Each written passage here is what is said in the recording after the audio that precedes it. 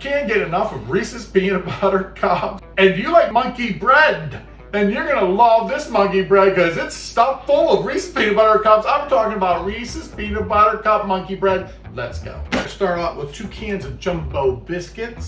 Take each biscuit and we're gonna cut it in half. Half of that biscuit and kind of flatten it out. Grab a Reese's mini peanut butter cup, put it in the middle and wrap the dough around it. Squeeze it together and into a greased bun pan.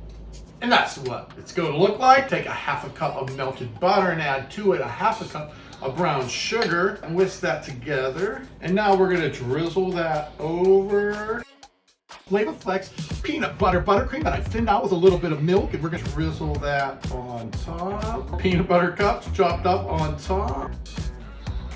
Oh, wow. If there's anything better than that, I ain't had it. Wow, you just said goodbye to bland food and hello to good food. Woo!